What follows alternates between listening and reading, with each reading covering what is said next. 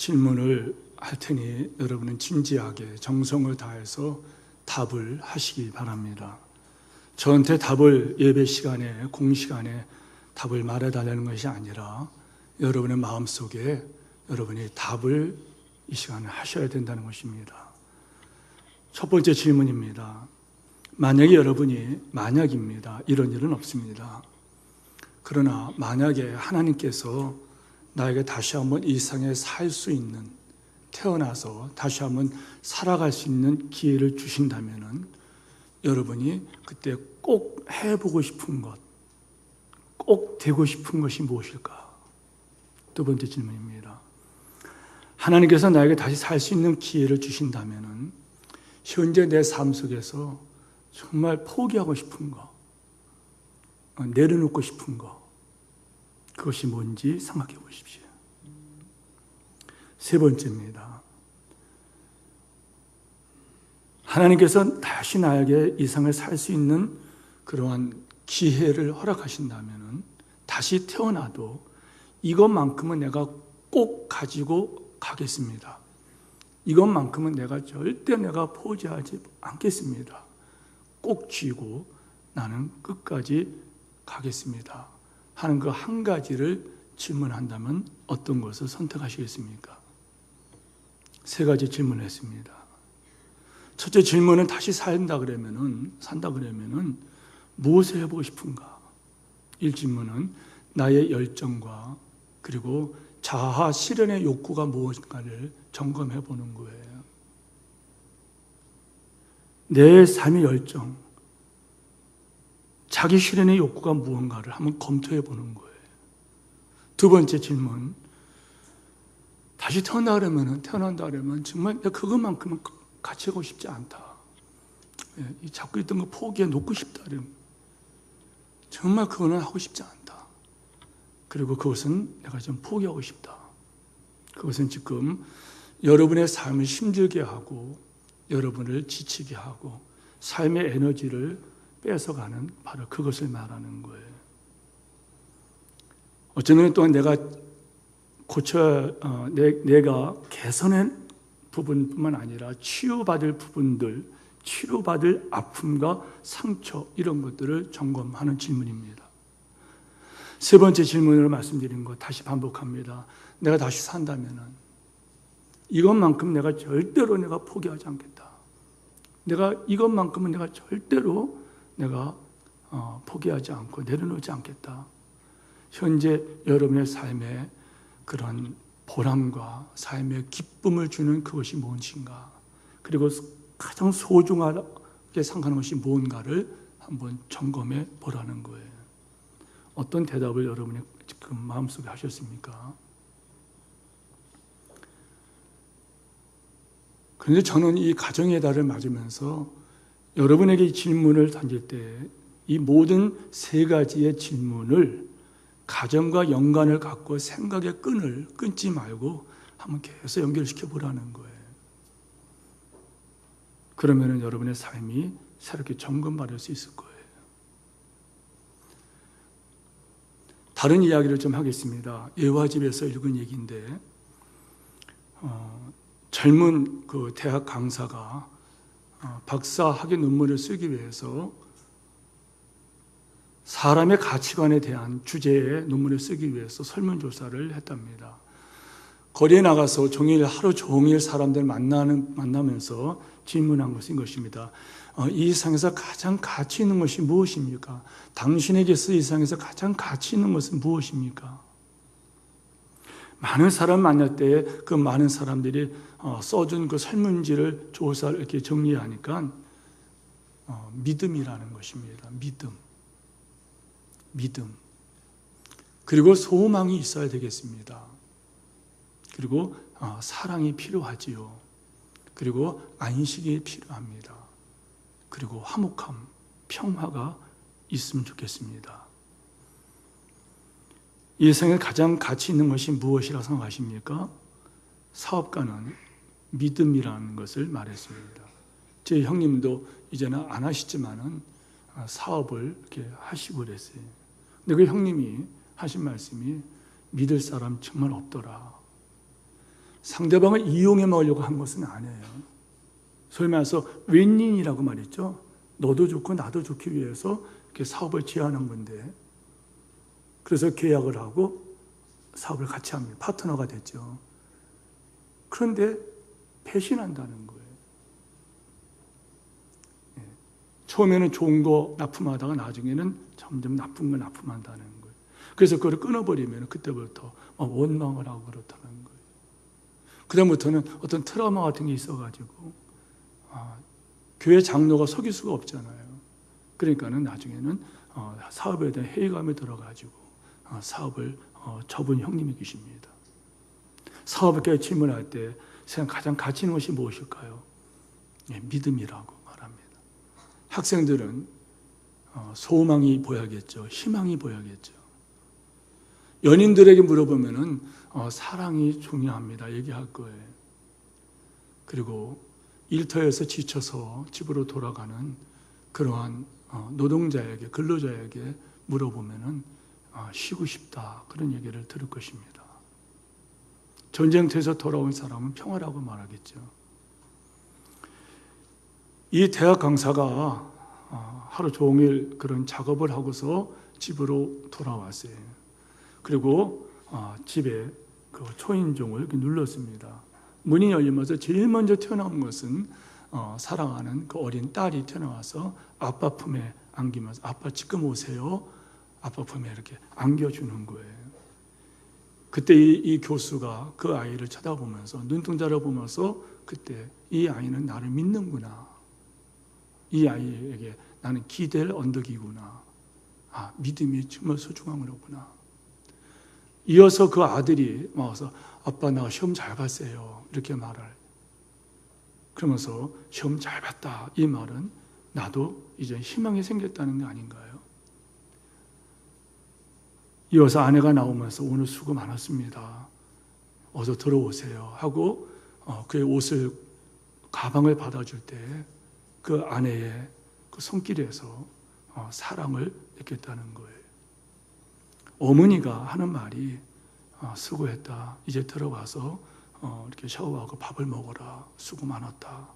격려하는 모습에서 어떤 안식을 느꼈다는 거예요.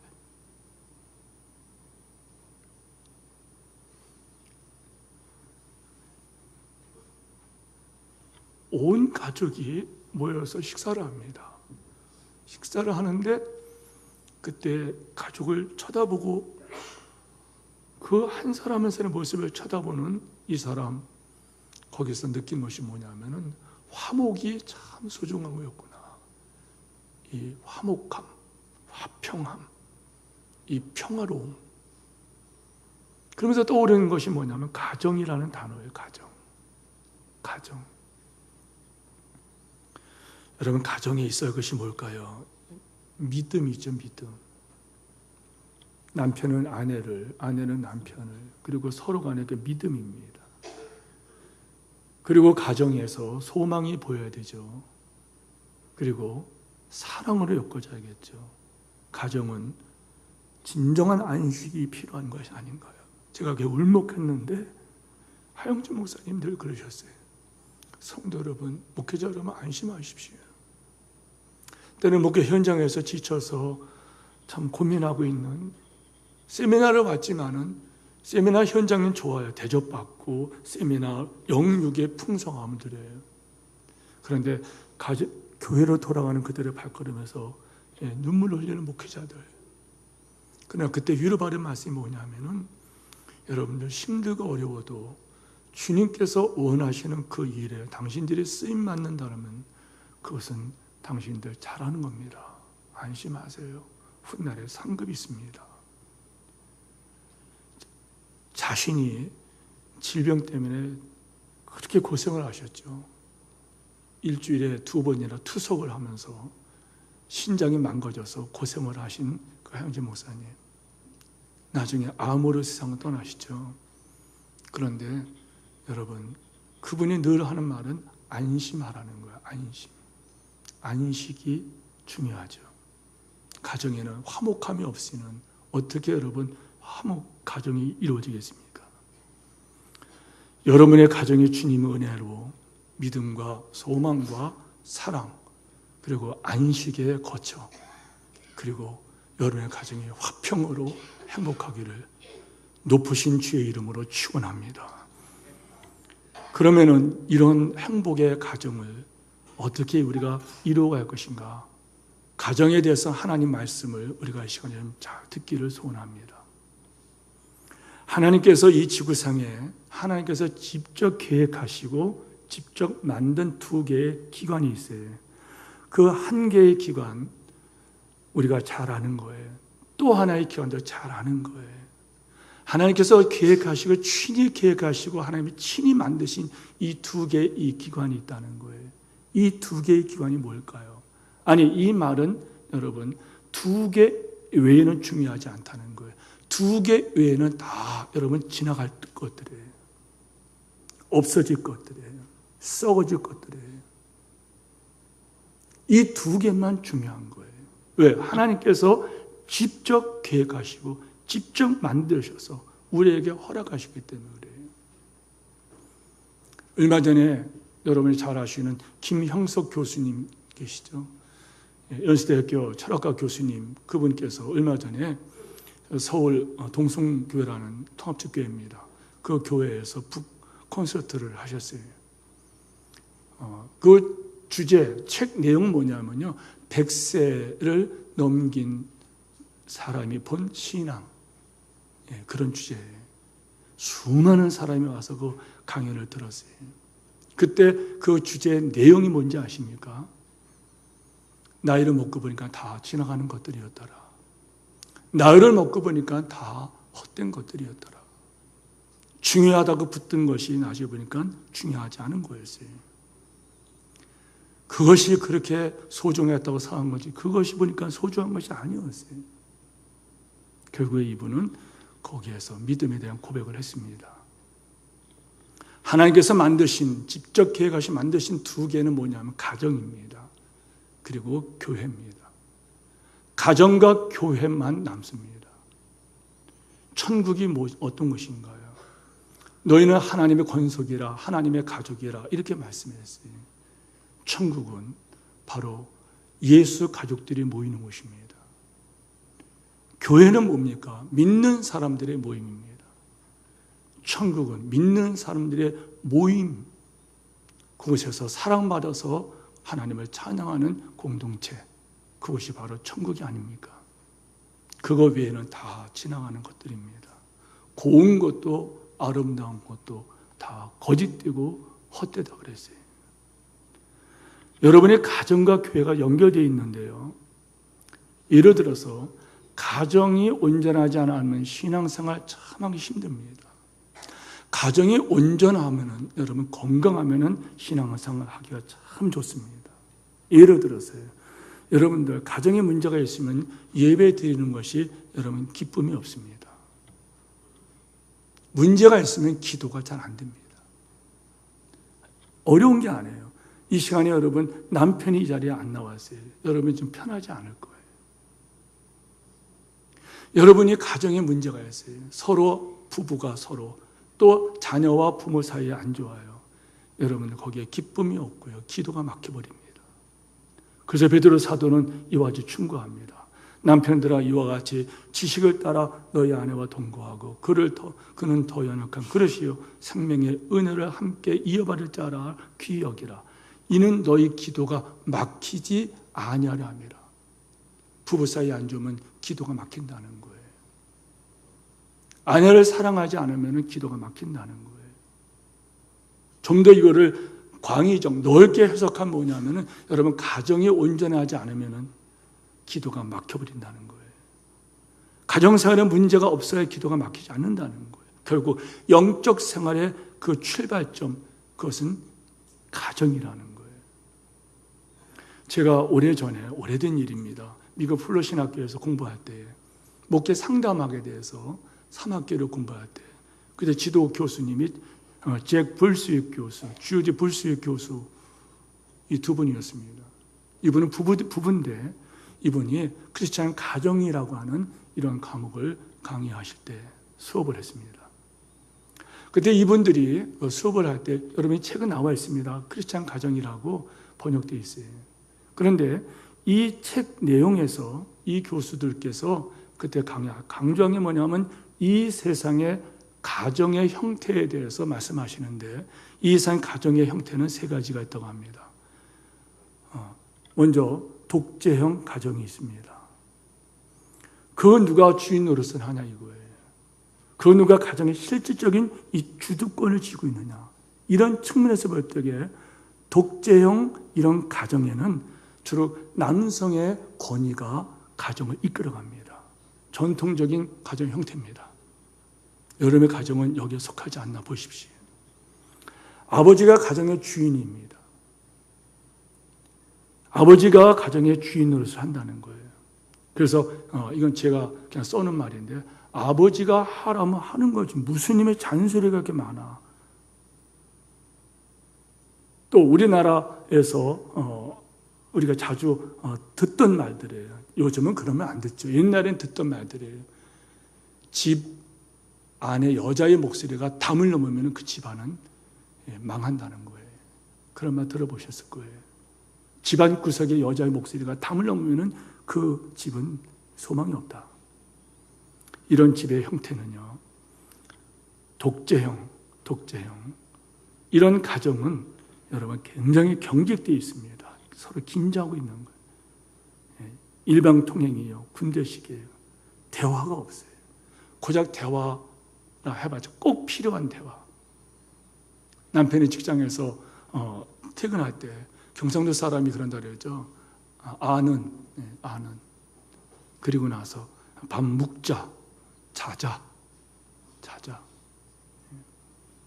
그 외에는 뭐 말할 게 없습니다. 두 번째, 자유방임형 가정이 있어요. 이것은 현대 가정이 이 형태를 띱니다. 권위가 없어요. 각인이 자기 행한 대로, 자기가 옳은 대로 행하였다는 사사기 시대 같은 그러한 형태를 띱니다. 그래서 여기에서는 여러분 서로가 소리를 냅니다. 말을 합니다. 근데 이건 대화가 아니라 주장입니다. 대화가 없고 주장만 있는 가정, 콩가루 집안입니다. 말과 말이 서로 충돌합니다. 그리고 이런 가정일수록 어른이 없고 질서가 없고 어린아이의 위주로 가정이 경영돼요. 그래서 무슨 날이면은 아이가 짜장면 그러면 그 집안은 다 짜장면 먹습니다. 짬뽕 그러면 짬뽕이고, 부모님이 있다 하더라도 나 아이스크림 그러면은 부모님은 기침하시더라도 아이스크림 집으로 따라가야 됩니다. 세 번째, 성경적인 가정이 있는데 그 가정은 예수 그리스도가 다스리는 가정입니다. 가정의 주인이 예수님. 예수님 어떤 분이십니까? 예수님은 떠오르는 게 뭡니까? 사랑과 은혜입니다. 성도 여러분, 주님의 그 사랑이 그 집을 감동시킵니다. 주님의 사랑과 은혜의 감동을 받은, 주님의 통치를 받은 남편, 아내, 자녀들, 그 자녀들이 또 부모를 소중히 합니다. 이런 가정에는 긴장이 없습니다. 이런 가정은 실수가 용납됩니다. 실수가 치유되고 더 나은 삶을 살도록 도와주고, 그러기에 허물을 얘기하고 허물을 가려주고 서로 울어주고 끌어안아줍니다. 이런 가정은 그래서 웃음이 있고 감사가 넘치는데, 이런 가정이 여러분 가정 되기를 축원합니다. 그런데 우리 가족을 묶고 있는 그 끈은 무엇일까? 여러분의 가족 구성원이 있잖아요. 남편, 아내, 그리고 태어난 자녀들. 자녀들 입장에서는 부모님. 이 가족 공동체가 해체되지 않고 지금도 계속되는데 이 가족을 묶고 있는 끈이 뭔가? 무엇이 우리 가정을 지탱하게 하는가? 독재형 가정의 경우는 제도입니다. 제도. 이런 말합니다. 결혼 별거 있느냐? 남자 여자 만나서 결혼하고 생기면은 그냥 사는 거지 뭐. 이렇게 하면서 결혼했으니까 사는 거다. 가정은 의무적이고 형식적이고 평가적이에요. 의무적이고 형식적이라는 건 여러분 아실 거예요. 그런데 평가적이란 뭐냐면은 이것은 여러분 다른 타인의 반응에 내가 굉장히 민감하다는 거예요. 그래서 이런 가정은 위선적 가정이에요. 형식적 가정이에요. 예를 들어서 부부가 친한 척합니다.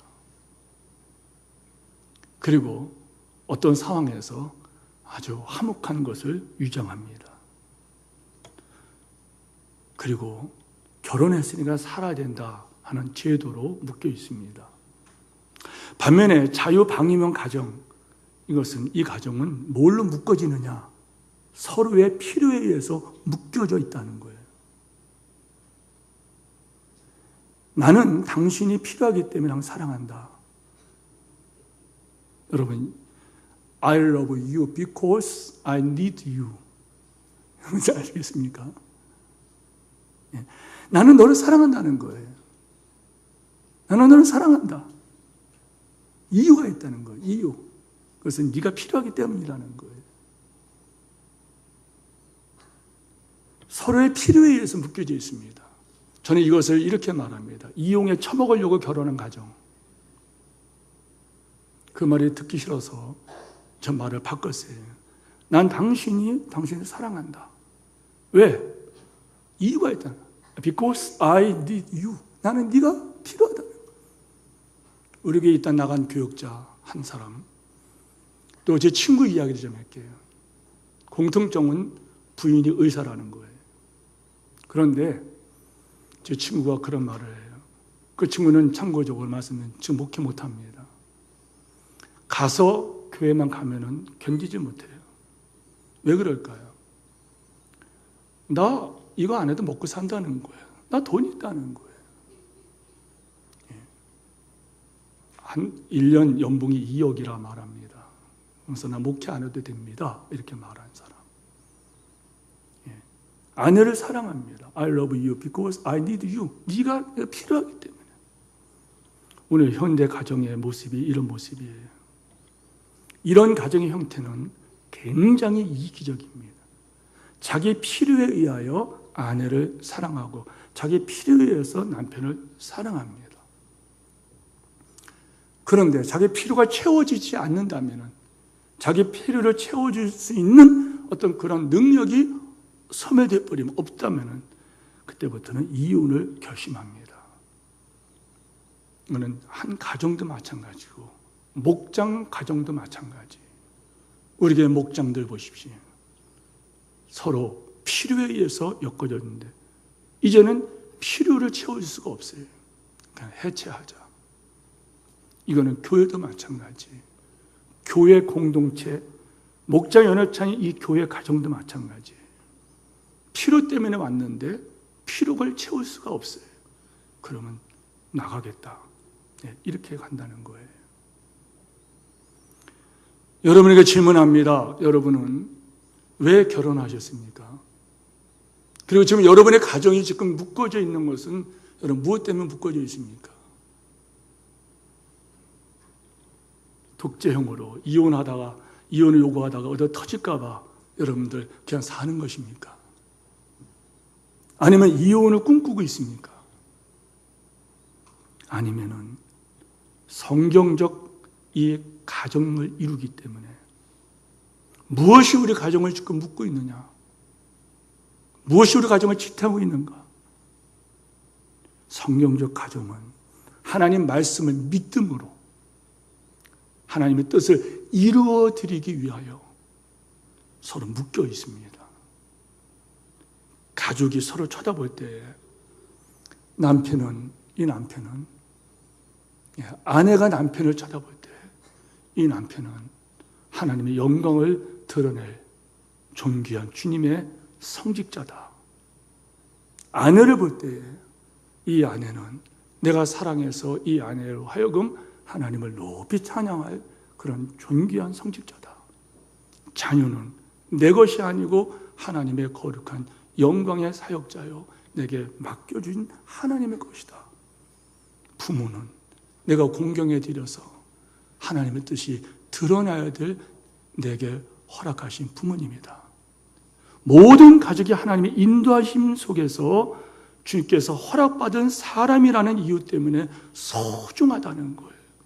남편과 아내, 자녀와 부모에 대한 이런 생각이 그 가정을 지금 묶고 있다는 거예요. 여러분, 그래서 사탄은 가정을 깨려고 그렇게 발광을 하는 거예요. 여러분의 가정을 깨려고 발광을 하고 교회 가정을 깨려고 그렇게 발광을 하는 거예요. 사람들은 여러분 결혼을 사회적 계약이라고 그러죠. 이건 서로 계약이다 그래요.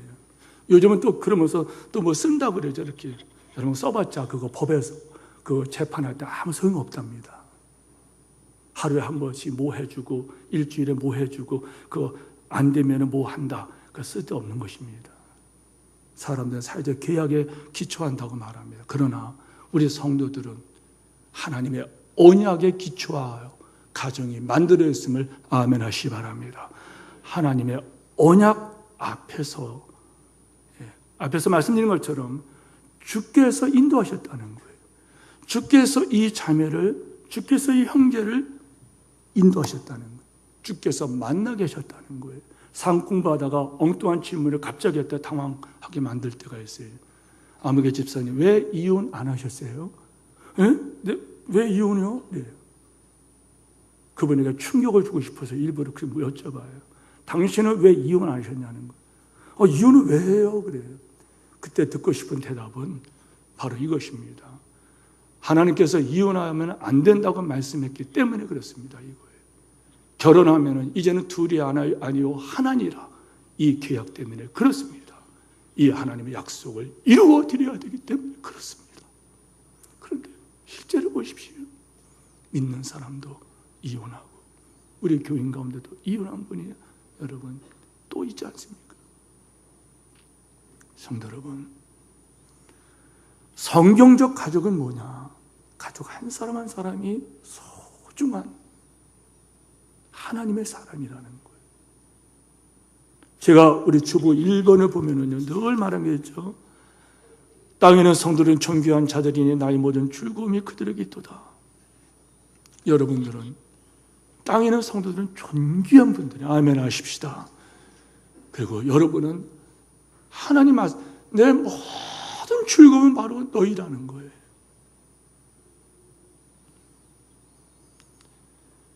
세 번째, 그렇다면 이 성경적 가정을 우리가 이루기 위해서는 우리가 어떻게 이루어가야 될 것이냐? 필요한 것이 무엇일까? 여러분 집에 가면은 교패 붙여드리죠. 근데 우리 교회 교패는 좀 특이하죠. 거기다가 뭐 잡다한 말 써있지 않고 이런 말 써있어요. 섬김이 행복입니다. 다 같이 하십시다. 섬김이 행복입니다. 다 고백하십시다. 섬김이 행복입니다. 그 문에 들어갈 때마다 나올 때마다 그걸 보라는 거예요. 섬김이 행복이라는 거예요. 오늘 예수님께서는 두 가지 유형의 집 짓는 사람의 비유를 해주십니다. 한 사람은 모래 위에, 한 사람은 반석 위에 집을 지었습니다. 비바람이 불고 폭풍우가 몰아치기 시작하실 때 두 집은 현저한 차이가 보이죠. 모래 위에 집은 지은 그냥 무너져 버리고 반석 위에 지은 집은 견고하게 서 있습니다. 차이가 무엇입니까? 뭐가 차이입니까? 기초입니다. 기초. 예수님 말씀하시기를 내 말을 듣고 행하는 사람은 반석 위에, 그 집을 반석 위에 지은 지혜로운 사람 같다. 이렇게 말씀하셨어요. 여러분의 가정의 기초가 하나님 말씀에 되어서 어떤 비바람이 몰아친다 하더라도 무너지지 않기를 축원합니다. 교회가 하나님 말씀을 듣고 행하는 사람들이 모였을 때 어떤 시험이 온다 할지라도 비바람과 같이 오더라도 결코 무너지지 않는다는 거예요. 사랑하는 성도 여러분, 어떤 비바람이 환난의 바람이 몰려 가지가지의 가정을 해체시키려는 사탄이 우리를 공격할지라도 행복한 가정으로, 경건한 가정으로 세워가기 위해서는 여러분 다른 수가 없어요. 내 말을 듣고 지키는 자, 반석 위에 집을 지은 지혜로운 사람이라. 튼튼한 가정, 어떤 환난의 바람이 오더라도 튼튼한 이 부부관계, 그리고 부모와 자녀 관계, 그리고 행복한 이 가정은 어떻게 이루어질 것인가? 건축물에 좀 비유해 볼게요. 저는 이 건축 현장에 있던 사람이라 이 건축 설계도부터 건축을 이런 식으로 하겠다 설계도를 요청하고 설계 현장에서 그리고 건축 과정에서 지켜본 사람으로, 여러분 이 교회 여러분 우리는 보이는 것만 보이잖아요. 그러나 이 보이는 이 건축물보다는 이 땅속에 들어가는 것이 여러분 얼마나 견고한지 여러분 아십니까? 전 놀랐어요. 제일 먼저 시멘트를 그냥 세상 말로 들이붓더라고요. 얼마나 부는지 몰라요. 그리고 거기다가 거기다가 철근을 넣습니다. 그냥 시멘트로 또 부어버리는 거예요. 그리고 굳었습니다. 그러더니 거기다가 또 철근을 깝니다. 또 시멘트를 붓습니다. 그렇게 몇 번이 올라가더라고요. 안 보이는 거예요. 그 다음에는 거기다가 이제는 형태에 따라서 거기다가 이렇게 틀을 만들더라고요. 틀을 만들고 거기다가 틀에다가 또 볼을 만들더라고요. 그 볼을 만들고 그 볼에다가 튼튼한 이런 철근과 콘크리트를 또 보여요. 그리고 나서 또 시멘트를 채우더라고요. 그리고 또 볼을 만들어요. 또 시멘트를 채워요. 그러고 나서 그 후에 거기서 흙을 채우더니 이 기둥이 올라가더라고요. 여러분이 예배당에 들어올 때 여러분들 의식 못할 거예요. 그러나 저는 늘 의식을 합니다. 저 중3층에 계신 분들은 저 무너지지 않은 거 저 두 기둥 때문에 그래요. 저 앞에 두 기둥이 이렇게 서 있습니다. 저는 저 기둥 볼 때마다 그런 생각이 들어가요. 솔로몬 성전에 그 두 기둥을 하나님께서 세우라 그랬어요. 야긴과 보아스라고 하는 이런 두 기둥이 있었습니다. 이것처럼 이런 두 기둥이 세워질 곳은 기초라는 거예요. 이 기초가 뭐냐? 말씀의 기초. 말씀에 순종하여 거기다가 두 기둥이 세워진다는 거예요. 이 두 기둥이 뭘까? 여러분의 가지 튼튼하기 위해서는 이 두 기둥이 뭘까? 사랑과 순종의 기도입니다. 여러분, 에베소서 5장에 보면은 아내들이여 자기 남편에게 복종하기를 따라서 하세요. 우리 자매들만 하셔야 합니다. 우리 남성들은 하지 마세요. 제가 이것 때문에 부부싸움에다가 된통 당한 사람입니다. 좀 젖었으면 그냥 앉는 거예요. 일리 오라고. 성경을 펴가지고 이거 한번 읽어보라고 그랬어요. 읽어보라고. 아내들이여 자기 남편 복종에 축제하려 타라. 이게 안 보입니까? 그 밑에 보세요. 그 밑에 보세요. 그 밑에 뭐가 있습니까? 에베소 5장 25절 말씀이에요. 남편들 아내 사랑하기를 그리스도께서 교회를 위하여 자신을 주신 같이 하라. 에베소 6장 1절에는 자녀들아 주 안에서 너희 부모에게 순종하라. 남편은 사랑하고 아내는 자기 남편에게 복종하고 자녀들은 부모에게 순종하는 것. 여러분, 이것이 기둥입니다. 오해 생길까 봐 성경적인 남편의 직분에 대해서 살펴봅니다. 남편의 직분에 대해서 살펴봅니다. 여러분, 결혼하면은 남편이 됩니다. 세상 사람은 그렇게 말합니다. 성경은 그렇게 말하지 않았어요.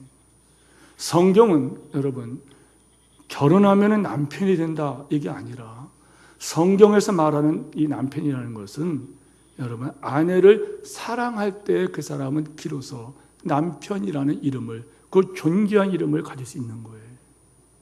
남편이라는 것은 여러분, 남편은 하나님의 성직이에요. 남편이라고 하는 직분을 평생 그 남편이라는 직분을 감당하다가 주께서 땅 위의 수고를 그만하라, 수고했다. 그때 우리는 우리 고향에 가는 거예요. 그럼 남편이 뭐냐? 남편은 여러분 뭐 하는 것입니까? 그리스도께서 교회를 사랑한 것처럼 네 아내를 사랑하라는 거예요. 그리스도께서 교회를 사랑한 것이 뭔가요? 여러분, 이건 차원이 다른 사랑이에요. 이건 우리가 말하는 그런 사랑 정도가 아니에요. 성경에서 말하는 아내도 마찬가지 성직이에요. 성직입니다. 여자를 태어나서 결혼해서 한 남편을 맡게 됩니다. 맡은 겁니다. 그 아내가 아니면 이 남편은 설 수가 없는 거예요. 에덴 동산에서 하와를 보십시오. 하와를 지을 때 하나님께서 아담을 돕는 배필을 지었다는 거예요. 페미니즘에 빠져있는 여자들은, 요즘 여자들은 이런 말 아마 소름 끼치기 싫어할 거예요. 그러나 저는 하나님 말씀에 순종해 행복하다고 봅니다. 왜 그럴까요? 이 뜻을 몰라서 그래요. 여성들이 기분이 상하는 구절이 바로 이거랍니다. 돕는 배필이라네. 내가 왜 좋아해야 돼요?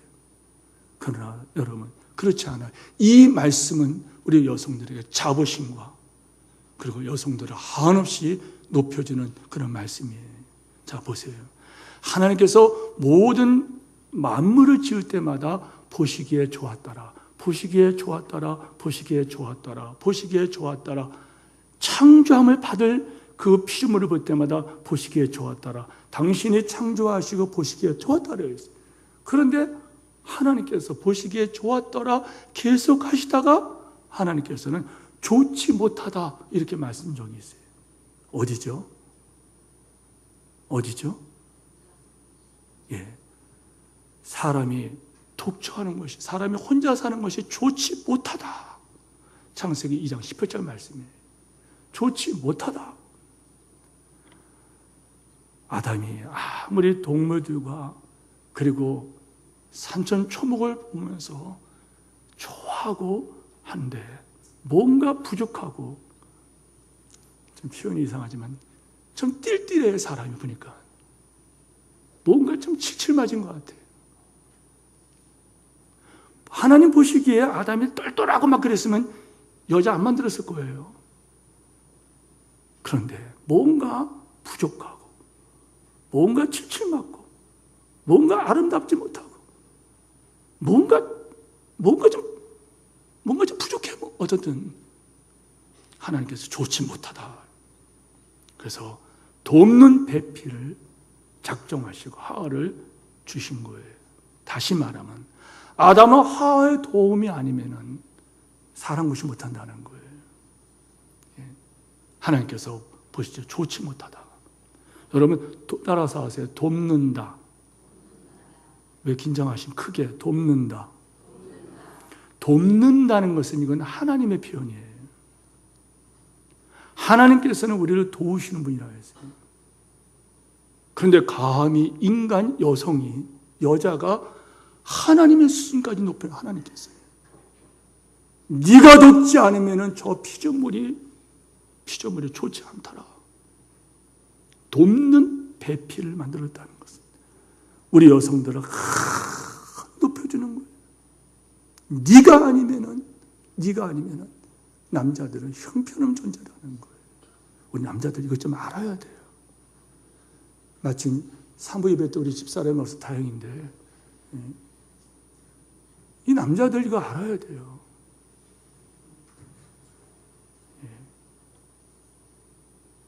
부부가 옆에 있으면은요, 우리 남자들 자기 아내한테 여보 미안해 고마워 한번 해보세요.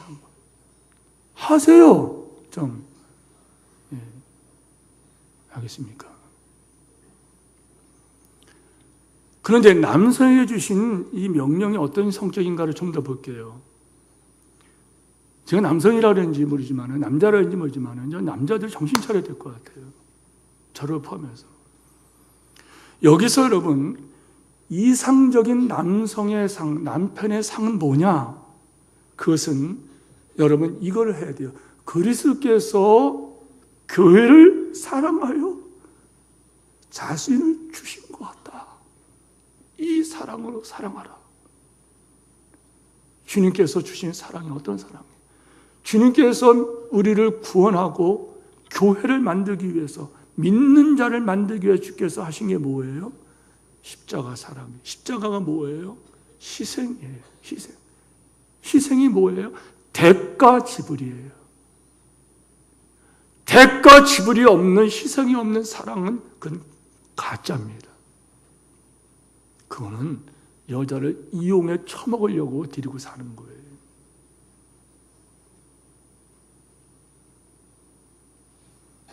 남자들 표정이 되게 안 좋은데요.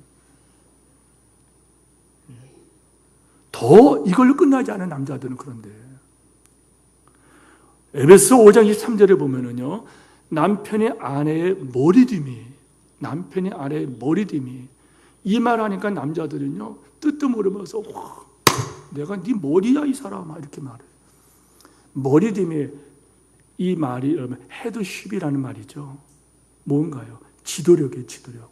다시 말하면 남성들은 지도력을 가진 그 사랑으로 아내를 사랑하라는 거예요. 하나님이 이 지도력을 가지고서 인간을 책임져 주셨어요. 그래서 교회를 만드신 거예요. 그렇다면 우리 남성들은 예수님 같이 그 희생의 사랑, 그리고 대가 지불한 사랑이 있어야만이 성직의 사랑을 한다는 거예요. 아내는 복종하라니까 입을 삐죽거릴 것이 아니라 남편에게 순종 복종한다. 복종이라니까는 여러분, 내가 뭔데 너한테 복종해? 아내. 자, 예를 들어 볼까요? 남편이 부당하게 아내한테 한마디 했습니다. 이 아내가 거기서 한마디 또 합니다. 네가 뭔데 나한테 그러냐고. 남편이 더 위에 올라갑니다. 그 여자가 나중에 뭐 어떻게 해요? 죽여버립니다. 알겠습니까? 지난 시간에 예를 들었죠. 어떤 목련이 말씀드렸죠. 상을 차려온 그 상을 발로 차버리고 화분을 깨버리고 유리를 깨버리고 나중에 손주원까지 하는 그 남편의 끝까지 복종하는 거예요. 밥을 엎은 거는 다시 상을 차려오고 화분을 깨면은 청소를 하고 유리를 깨면은 다시 갈아 끼고 청소를 하고, 그리고 남편에게 순종했습니다. 남편이 어느 날 물었다 그랬죠. 난 당신이 무섭다. 당신이 왜 이렇게 내게 하느냐? 나는 하나님께서 당신을 맡는 사람이다. 하나님 당신에게 맡겨주셨다. 나는 당신을 사랑으로 복종해야 된다. 그래서 하나님 뜻을 이루어드리는 이러한 일을 해야 된다. 그러니까 남편이 그때 울면서 나도 교회 나가겠다고, 그리고 예수 믿고 구원받고, 그리고 그가 목자가 됐다는 얘기 아닙니까? 우리가 복종이라는 말 하니까는 여러분 그 일개 그 남편에게 복종하는 게 아니에요. 남편을 머리로 세우신 그 하나님의 권위, 오소리티에 여러분이 무릎 꿇는 거예요. 하나님께 무릎을 꿇는 거예요. 여성은 무릎을 꿇음으로 남편을 높일 수 있다는 거예요. 여성은 그렇게 사랑하고 남성은 지도력이 있는, 나는 섬김을 받으려 오지 아니하고 섬기려 하고 많은 사람을 내 목숨을 대속물로 주려 합니다. 그래서 여러분 남편은 예수 사랑을 가지고 희생하고 대가를 지불하는 그 사랑으로 나아가는 것, 이것이 여러분 가정을 이루는 기둥이라는 거예요. 자, 이제 시간이 많이 됐으니까 이 기둥을 세웠어요. 기둥을 세운 다음에는 여러분 뭐가 있어야 됩니까? 지붕이 있어야겠죠. 지붕. 볼수의 교수가 한 말이에요. 이 지붕을 세워야 돼요. 지붕이 뭐냐? 이 지붕은 여러분 여러분이 아무리 여러분 가정의 행복 추구하더라도 하나님과의 관계가 끊어져 버리면 여러분 행복하지 않아요. 하나님 관계가 이게 연결돼야 돼요. 아까 말씀한 것처럼 하나님께서 남편을 아내를 뭐라고 말하는가? 이 남편은 하나님께 내게 주신 소중한 사람이야. 내 섬김을 통하여 이 남편은 회복될 사람이야. 아내는 더 연약한 줄 알아서 귀히 여기고 함께 은혜의 보좌 앞에 섰을 때 하나님 앞에서 동일하게 상을 받을 사람이야. 그러면서 아내를 섬김으로 그 아내가 하나님을 찬양하도록 만드는 이런 성경 지식을 가지고 가야지 행복한데, 이것을 우리는 이렇게 말해요. 경건생활 하라는 거예요. 알겠습니까?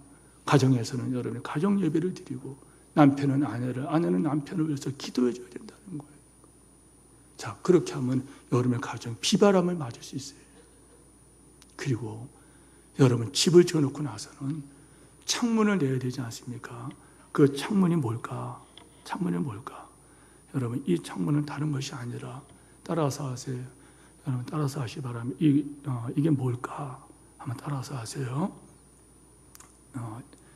이 창문은 따라서 하십시오. 이해. 따라서 하세요. 이해합니다. 용서합니다. 그걸 말하는 거예요, 여러분. 그거 있어야 된다. 이해해 주는 거예요. 이해해야 된다는 거예요. 여러분, 이 히브리 말로 용서와 더불어서 이해를 해야 되는데요. 그럴 수 있겠구나.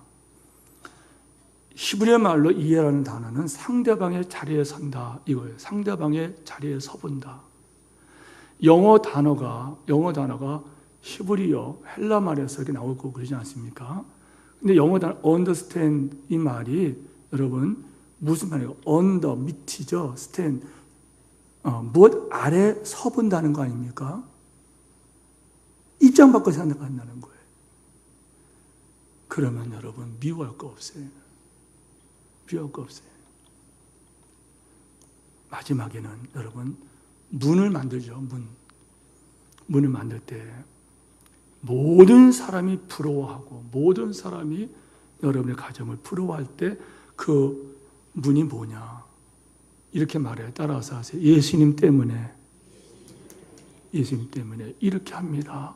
이 말을 하고 살아야 된다는 거예요. 그러나 여러분 꼭 하고 싶은 말이 있어요. 가정교회 세미나라는 데가 다녀보기도 하고 세미나 가서 또 어떤 공부도 해보지만은 여러분 결론은 뭐냐면은 여기에 아내들이요, 남편들이요, 부모들이요, 자식들이요 아무리 이 말을 하더라도 여러분 신기한 것은 이 말들을 하기 그 전에 말씀이 있어요. 그 전에 말씀이 뭐냐면은 성령 충만을 받으라는 거예요. 성령 충만하지 않으면 아무 소용이 없어요. 결론이 뭔지 아십니까? 여러분이 은혜 받으면 아내가 이쁘고 은혜 받으면 남편이 소중합니다. 은혜 받으면 자녀가 소중하고 은혜 받으면 부모님이 귀합니다. 이런 행복한 가정이 이루시기를 축원합니다.